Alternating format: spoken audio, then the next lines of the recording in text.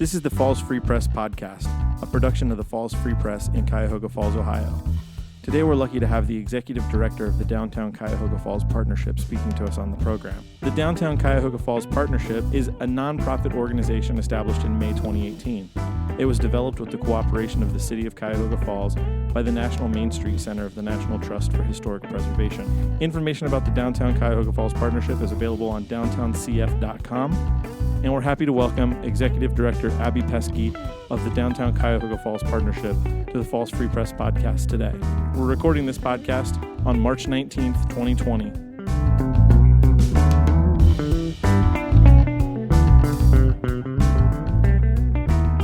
All right, so we're joined by Abby Pesky.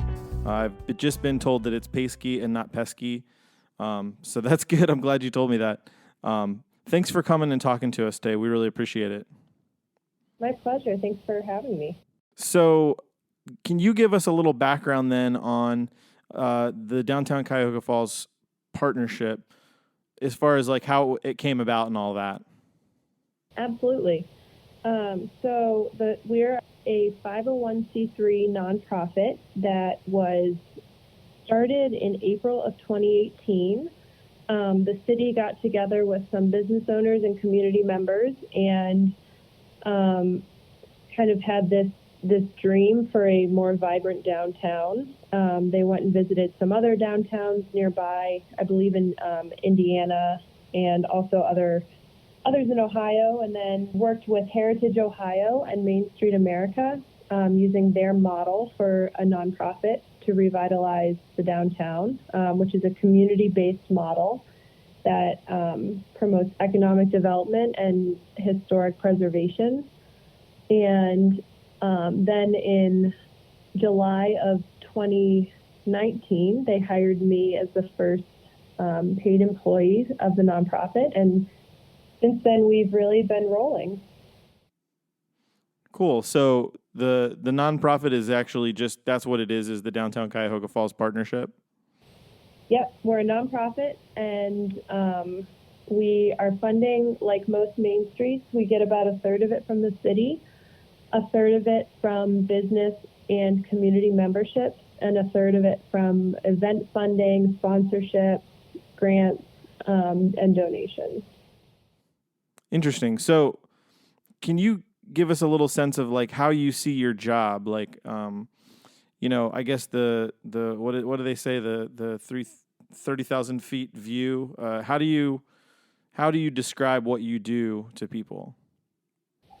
The shortest answer I have is I work to revitalize our downtown, to retrain people to see the downtown as an economic hub and to support our businesses, which is everything from recruiting new businesses that are viable for our downtown and that don't duplicate what's already there, and to retaining those that are there and ensuring that they thrive. So we do that through events, through beautification initiatives, through just bringing people together in new ways. So we've been working to do quarterly business-to-business happy hours just to ensure that our small businesses have time to talk and figure out how they can collaborate and support each other. So in some ways, is it sort of like a chamber of commerce just for downtown? In some ways, but what we have, so the chamber focuses a lot on business to business and business development, whereas we're trying to look at bigger picture economic development, which includes community development and placemaking and kind of beautification. So where the Chamber of Commerce wouldn't necessarily be involved in public art or in, hosting Chalk the Block is an event that we're going to have coming up. So we do kind of events that are a little bit more catered to the public and to inviting them into that physical space, whereas the chamber focuses more on the businesses. But we do work hand in hand. Okay, so you do work directly. I noticed that there's nobody from the chamber on the board of directors, but you do have several, key business. Not business. You do have several key city leaders. I mean, setting aside for 1 second the most notable of those, which is Mayor Don Walters being on the board of directors, you also have Ward 4 City Councilwoman Mary Nichols Rhodes and Ward 2 Councilwoman Susan Spinner. And so I also noticed you have the Community Development Director, Diana Colavecchio, on the board. So I am interested in how the partnership works, I assume hand in hand with the Community Development Office of the city. Yeah. So all of those board members are non-voting board members. Just wanted to clarify that. So they sit on the board, they're in on the meetings, but for the votes, they are not actually counted. But we welcome and are excited about their representation there. And the ways I actually work really closely with Diana and Mary, her deputy director, to support our businesses. So we usually tag team recruitment of businesses. I go out and, I might invite a business to come check out a vacant property, a business that I think might be a good fit. And then I'll either inform the city or invite them along so that they can help out with whatever, potential financial incentives or grants or anything that the city is able to offer for incoming businesses just based on, historic tax credits. They can help out with that sort of thing. So, and then we also kind of share news, what we know about vacant properties downtown. Sometimes businesses who are interested in downtown will go right to Diana or Mary at the city.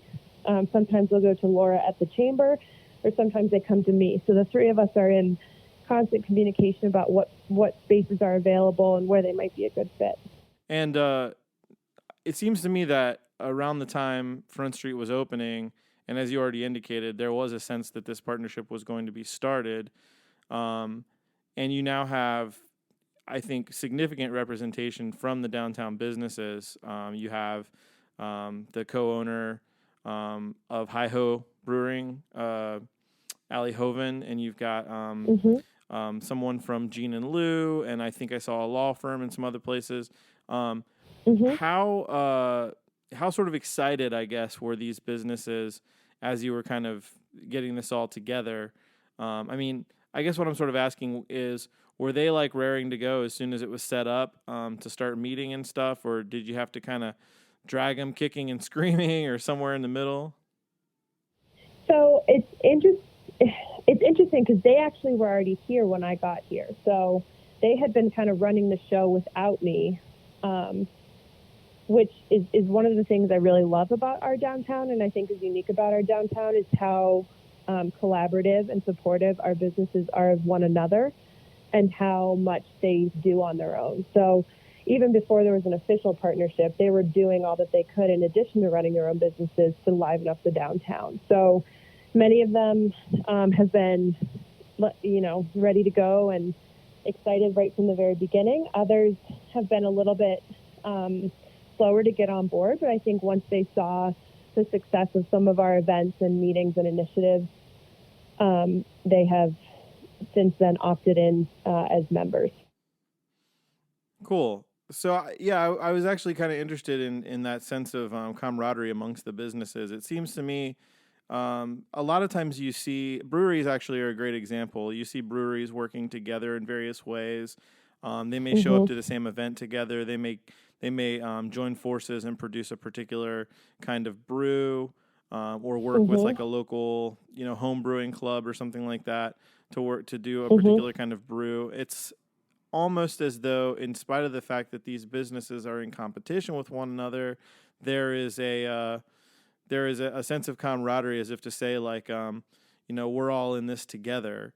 Do you think that the downtown Cuyahoga Falls partnership comes out of that attitude, supports that attitude, maybe both?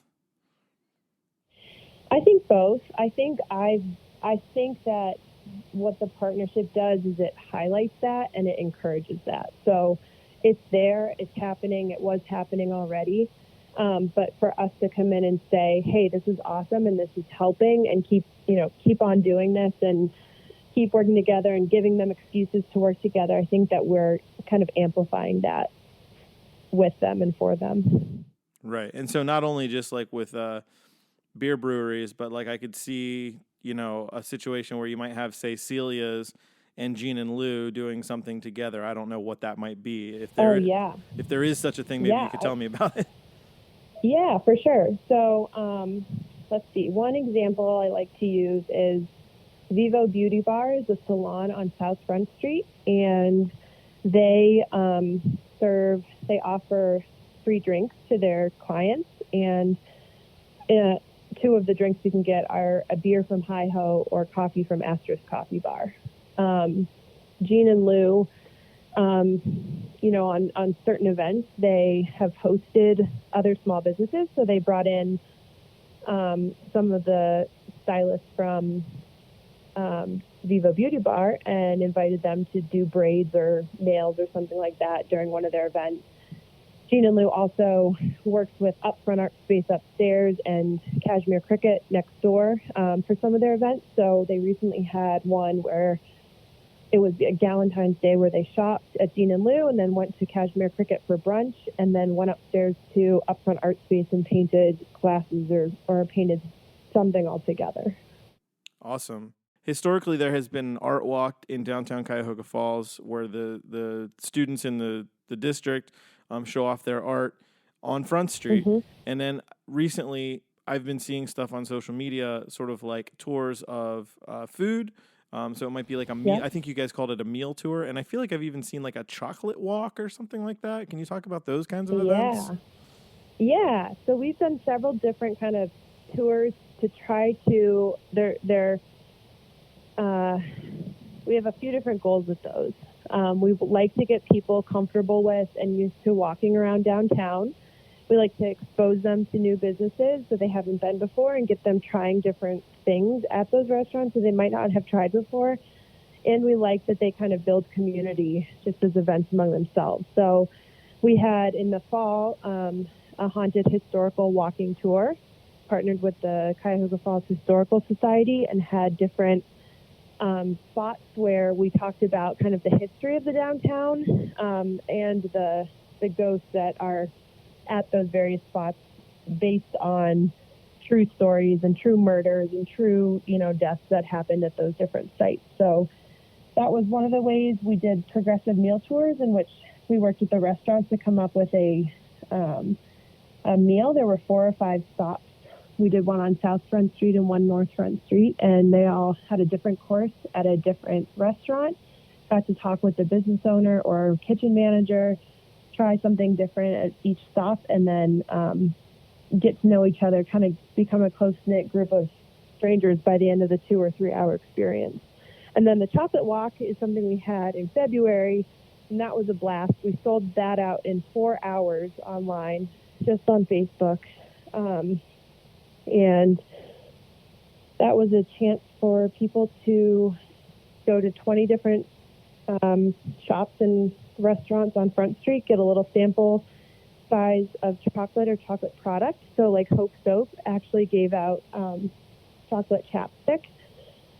And they just walked around and enjoyed and hopefully spent some money and gave those businesses a boost in a winter time when they could use it. This was Valentine's Day themed? Yes. Yeah. Okay. Cool. So that's a lot of sort of the background and the stuff you guys have sort of been doing. I'm interested to know. So first of all, would you like to talk? We did cover in the Falls Free Press the event that you guys held, or that you were at least involved with, on women business owners in downtown Cuyahoga Falls. Could you talk about that a little bit, though, for people who may not have read that article? Yeah. So one of the things that I noticed when I was starting to walk around and get to know the different business owners and leaders is how many of them were female-owned or female-led. So sometimes it wasn't necessarily a female owner, but it was a female manager, or if it was a nonprofit, a female director, just a lot of women in charge. And so for Women's Month this March, we highlighted the over 50 female business leaders and organizational leaders and representatives, the 2 councilwomen who are are in downtown. Ward 4 and Ward 2 are both women. So we just highlighted them. We brought them together for an event to kind of celebrate each other at Portage Community Bank, which is another women-led business on on Portage Trail. And we just kind of celebrated the fact that we were there and that we were women who support other women and that there's room for more. Yeah, and it was something like 50 women, right? Yeah. So I can't remember the exact number, but there's over 50, and that's 1 mile of Front Street, and then we basically do from the river up to 3rd Street. Oh, okay. Yeah, I was going to say that did seem like a lot for Front Street, but that's cool. It's more of a downtown thing than Front Street centric. Exactly, yeah. Got it. So as part of that, you mentioned that you were really happy with the sort of representation in downtown Cuyahoga Falls in terms of people who own businesses, which would include women, of course. But I can't remember the exact quote, but it was something along the lines of wanting to see that inclusion be extended, to just having the community of businesses and business owners look like the community itself. Can you talk a little bit about that? Yeah, definitely.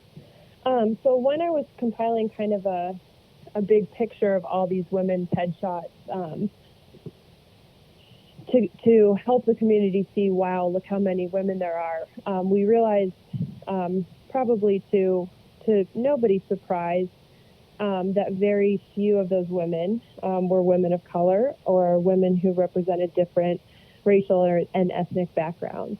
And while I think historically Cuyahoga Falls has been a population with a large percentage of white people, according to the 2018 American Community Survey estimates, less than 90% of Cuyahoga Falls is currently white, and so according to that, there should be more than one. There should be 4 or 5 at least women of color represented as business leaders downtown.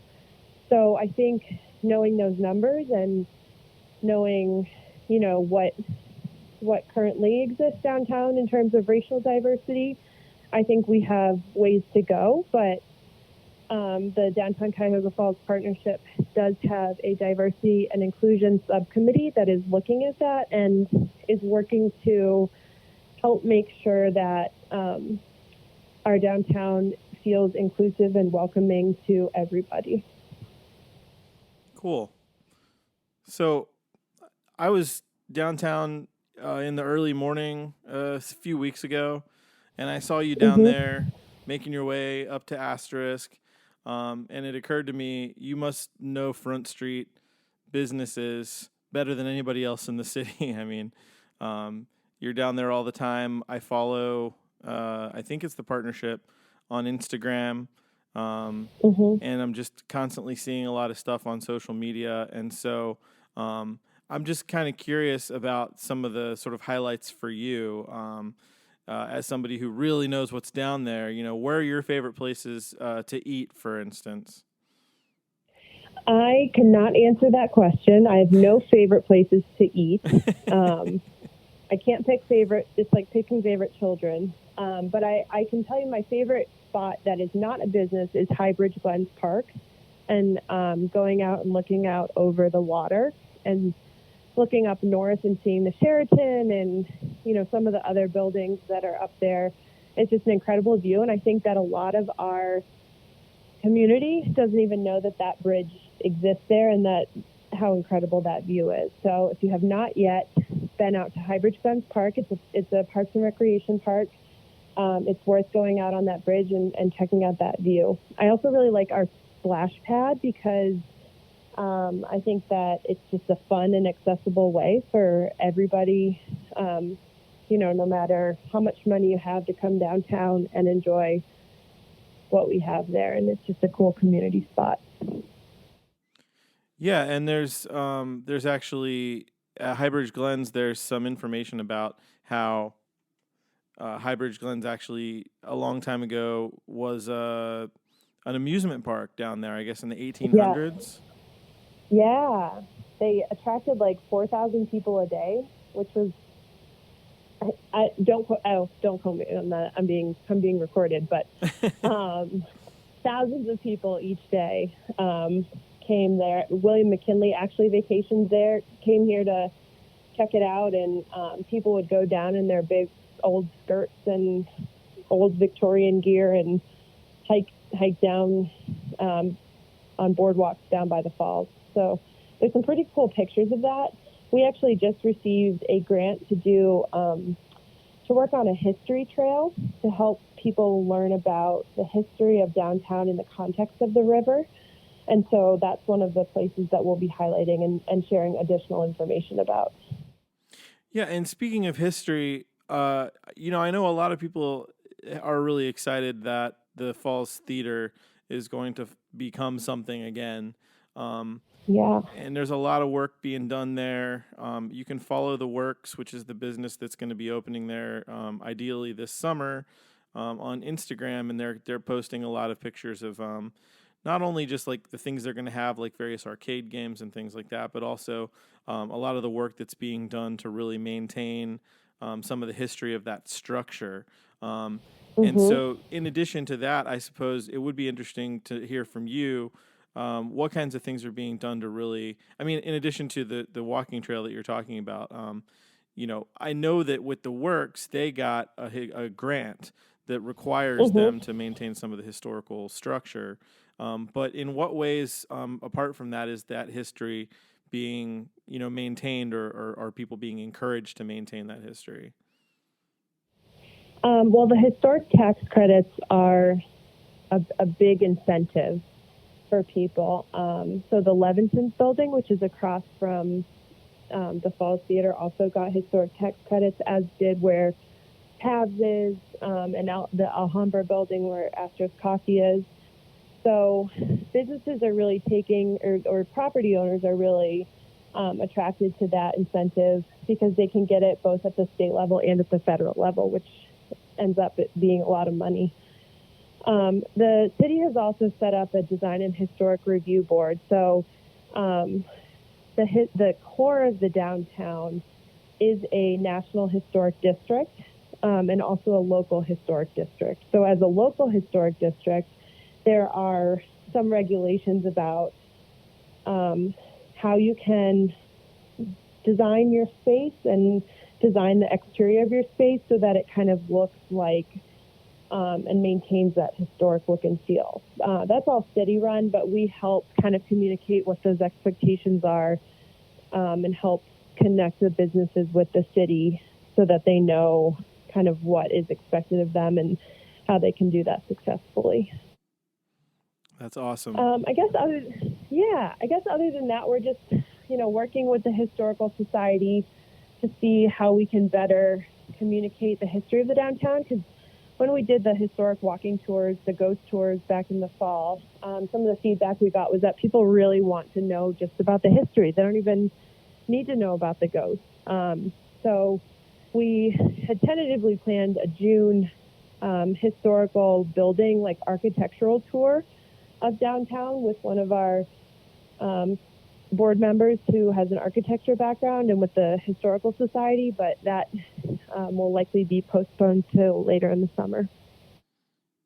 Okay. Yeah, and just to jump back for a second, we were talking about Highbridge Glens. I would echo your sentiment about that bridge. It is a really great place to go and sort of take a look at the river. But I was going to also mention that the farmers market is now being held at Highbridge Glens. Yeah. This will be the second year. So talking about sort of commerce downtown. I know, for years there were a couple of businesses right across from there on Front Street that unfortunately closed, but now we've got new businesses there. For instance, Craft Beer Bar was able to expand into the old cupcake shop, and we have the name is escaping me. Sprout. Yeah, Butcher and Sprout. So have you had a chance to eat there? Absolutely. I've been there multiple times. I would say it's a perk of the job, but I don't know if it's a perk or it's just gluttony, but I get to eat out at the restaurants a lot. but then you're walking up and down Front Street all the time, so you burn it off. Yeah. You could go to the Falls Beer Run with the people over at Hi Ho, once a week too, and then Yeah. Then I'm set. I had the pleasure of covering the Falls Beer Run, in which I played a character who doesn't like to run, and who doesn't understand why these people run and then drink beer. Why not just drink beer? Because it was great fun. I did it with them once, and they were way too fast. I was like, I can't keep up with these guys. We stood at the end and sort of cheered them on as they came out, but it was there a lot you of fun. go. Corey does a great job, and some of the other people were great. We have a video out there. I'll have to post a link when I post this, but cool. What might be a better option for you? Did you hear about the fun run, the mile run from Metropolis Popcorn to Hi Ho? Why are you trying to make me run? Stop for a snack at Clean Eats. It's a great idea. You're really selling this downtown thing, I got to tell you. Although I have to say, I don't think you have to. I mean, I want you to keep your job and all, but the downtown here, I have to say, is really just fantastic, and I think it's important that we have somebody like you and somebody like the partnership to sort of not only sustain how great the downtown is, but to expand how great it is. And I know the mayor would like to see the greatness of the downtown extend all the way, down to like Bailey Road even. And it's not that we don't have. I know it's not that we don't have businesses between Oakwood and Bailey. There are certainly great businesses there, but like I just noticed that one of the car lots has moved, and then on the other end, getting people to cross over Broad Boulevard, I think, was for a long time kind of a challenge that they wanted to overcome, and I think Hi Ho really helped with that. But I see that I believe it's the Napa Auto Parts store is now out, and then also the bar. There was a bar right there across from Highbridge Glen. So, can you give us any? Can you give us any sort of tidbits about stuff that might be upcoming? In any of those properties or other properties or anything that's maybe not necessarily on the radar that you can talk about as far as stuff that's going to be showing up in the downtown area sometime? Yeah. So I can tell you that. What can I tell you?